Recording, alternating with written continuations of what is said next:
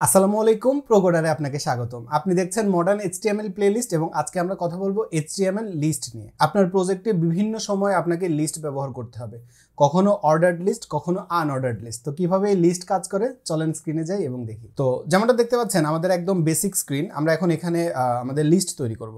তো আপনার যদি আনঅর্ডার্ড লিস্ট বানানোর দরকার হয়, আনঅর্ডার্ড লিস্ট মানে কোনগুলো, অনেকগুলো লিস্ট থাকবে জাস্ট কোনো অর্ডার নেই এরকম আর কি। তো সেটার জন্য আপনি লেফট অ্যাঙ্গেল ব্র্যাকেট ইউএল মানে হচ্ছে আনঅর্ডার্ড লিস্ট, এটার ওপেনিং এবং ক্লোজিং আছে।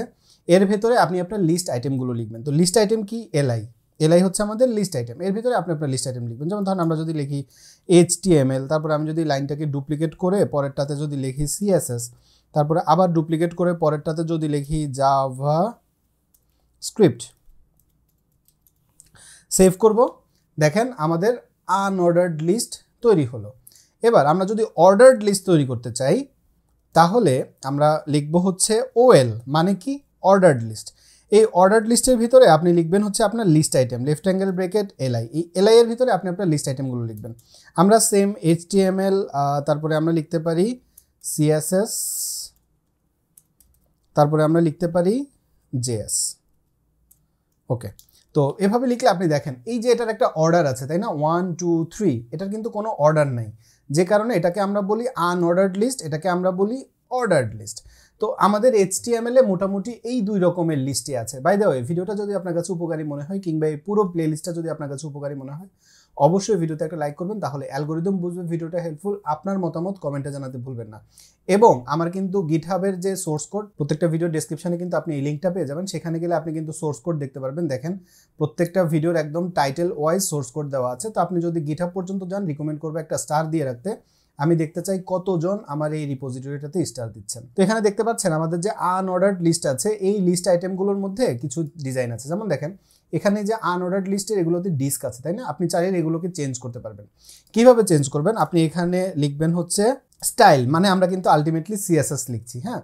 তো স্টাইলের এখানে এসে এখন আপনি লিখবেন হচ্ছে লিস্ট স্টাইল টাইপ। তো লিস্ট স্টাইল টাইপের মধ্যে সার্কেল যেটা, যদি আপনি সেটা দেন তাহলে দেখেন এগুলো এখন কি হয়ে গেল? সার্কেল হয়ে গেল।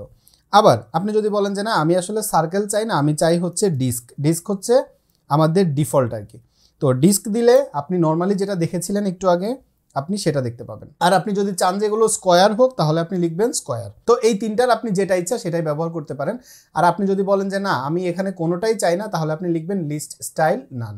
হ্যাঁ, এরকম আর কি। যেমন আমরা যদি এখানে লিখি লিস্ট বা লিস্ট স্টাইল টাইপও থাকতে পারে, আপনি যদি এখানে নান লিখে দেন তাহলে আর কিছু থাকবে না।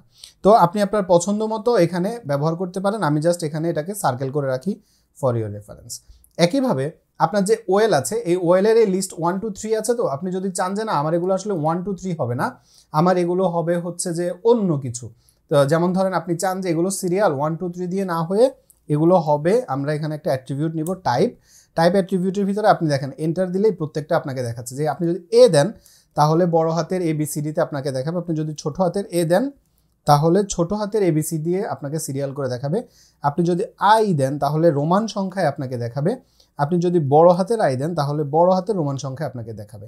তো এভাবে আপনি কিন্তু লিস্ট আইটেমগুলোকে আপনার মতো করে অপটিমাইজ করতে পারেন বা আপনার মতো করে আপনি দেখাতে পারেন। আপনাদের রেফারেন্সের জন্য আমি এখানে একটা কমেন্ট করব।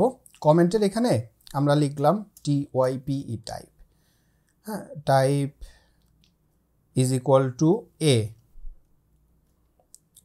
এ, তারপরে হচ্ছে আই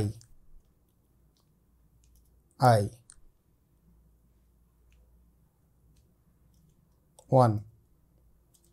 এই 5 রকমের আমাদের অর্ডার্ড লিস্ট আছে। আর আনঅর্ডার্ড লিস্ট কি কি আছে? তো এই কমেন্টগুলো দেখলেই আপনার মোটামুটি আইডিয়া হয়ে যাবে যে এই কয় রকমের আমাদের লিস্ট আইটেম আছে, এই কয় রকমের আমাদের আনঅর্ডার্ড লিস্ট আছে।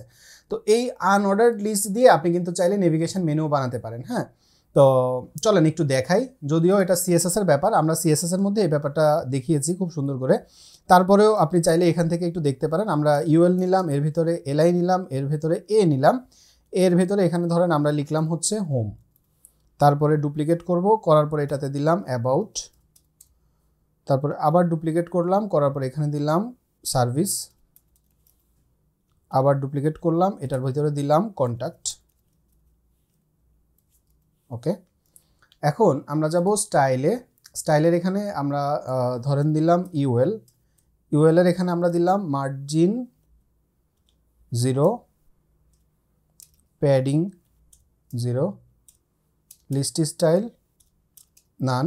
দেখেন আমরা কিন্তু এখানে সিএসএস লিখছি, তারপরে টেক্সট অ্যালাইন দিব সেন্টার, মানে আমি চাই এটার কোনো মার্জিনও থাকবে না, প্যাডিংও থাকবে না, লিস্ট স্টাইলও থাকবে না, জাস্ট টেক্সট অ্যালাইনটা সেন্টার হবে। দেখেন তারপরে আমরা মার্জিন বটম যদি 0 চাই সেক্ষেত্রে 0 0 আমরা দিলাম 15 পিক্সেল, মানে লেফট অ্যান্ড রাইট সব দিকে থাকবে 0, শুধু বটমে 15 পিক্সেলের মার্জিন বটম থাকবে।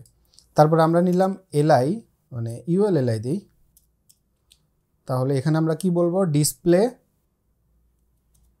Inline block. দেখেন এটা সাইড বাই সাইড চলে আসছে। এবার আমরা যদি বলি ইউএল এলআই এ কি হবে, কালার হবে হচ্ছে হোয়াইট,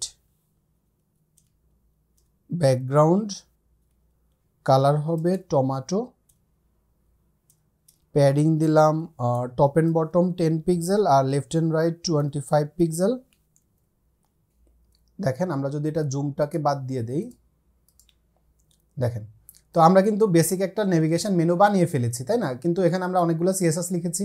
সিএসএস আপনার আপাতত বুঝতে হবে না, আমি এটাকে আরও সুন্দর করতে পারবো সিএসএস লিখে লিখে, আপাতত চাচ্ছি না। জাস্ট আমি একটু আপনাদেরকে দেখাতে চাচ্ছি যে আনঅর্ডার্ড লিস্ট দিয়ে যে শুধু লিস্টই করবেন তা না, এর বাইরে অনেক মজার মজার কাজও কিন্তু আপনি চাইলে করতে পারবেন। তো আমি আশা করছি যে আপনি মোটামুটি আমাদের HTML এর লিস্ট আইটেমগুলো সম্পর্কে আইডিয়া হয়ে গেছে, আনঅর্ডার্ড লিস্ট, অর্ডার্ড লিস্ট, এবং আমি আশা করি যে এখন আপনি আপনার প্রজেক্টে কমফোর্টেবলভাবে লিস্ট আইটেম ব্যবহার করতে পারবেন বা বানাতে পারবেন।